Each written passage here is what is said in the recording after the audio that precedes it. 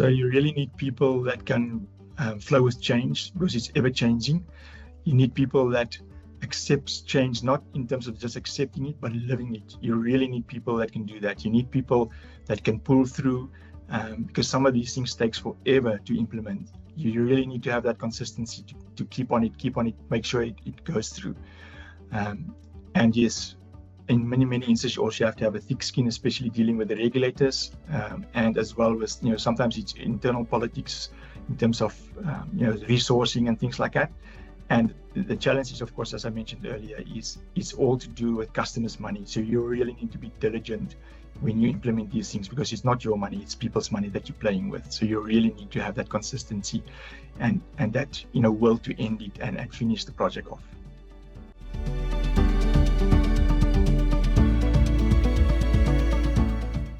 So for me, the biggest thing that I've learned throughout the years is that when we look at the customers, it's their money. It's not the bank's money. So yes, the banks does have lots of money in terms of investments and things like that, but it's not their money. And it needs to be easy for the customer, because when you transition, we've still got some of our older customers, they still don't know how to do electronic payments. They still prefer to come to the branch, and it's been decades since that's not really a requirement anymore.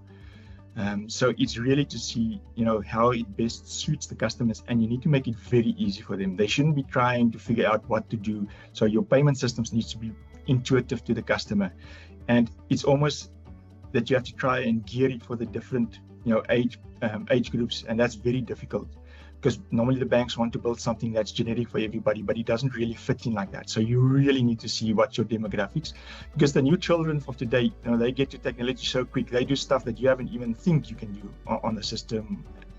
But the older people, where is the money sitting, you need to really make sure that their money is safe and it's easy for them to do it, and not send money to wrong places and wrong people, because that's a nightmare that you really have to try and prevent for your customers.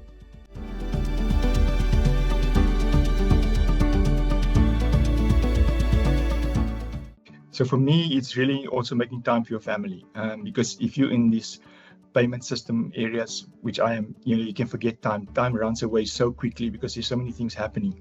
So every day I make sure that at a certain time of the day, doesn't matter how busy I am, I shut down and I spend time with the family.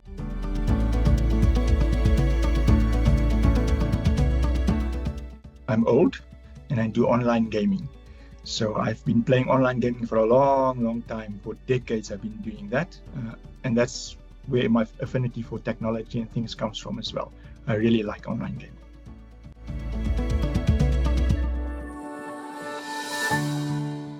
I didn't really have a plan when I left the national service, in other words, the army service. I applied everywhere. Originally, as I said, I don't really have a plan. And then Standard Bank called me, said, can I come for an interview?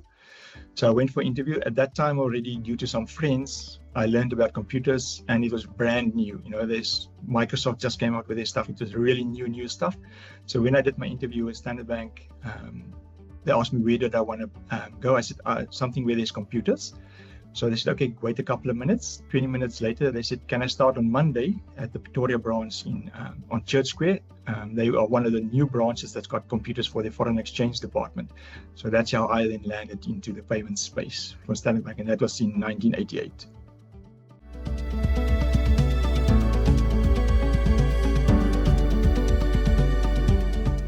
I'm sitting in compliance. So there's a lot of regulations that Reserve Bank requires us to follow in terms of cross-border systems and payment systems.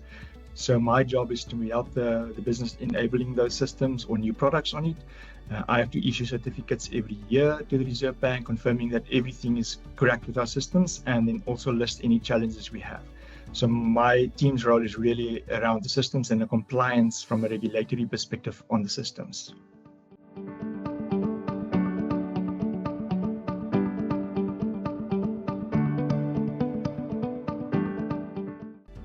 So nobody introduced me to it. I sort of fell into it when I joined Standard Bank.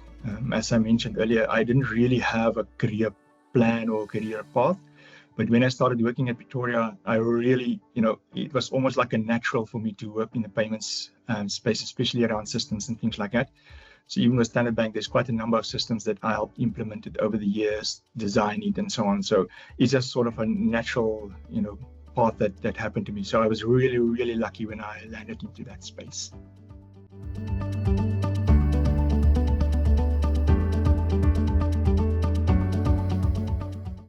So the training that I provide is really just a high level on cross-border payments. It's not that it's complicated, it is just that there's lots more rules and regulations that you have to follow.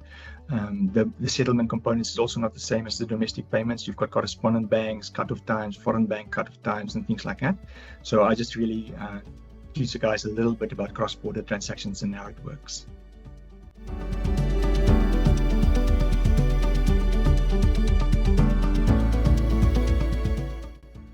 It's sort of funny.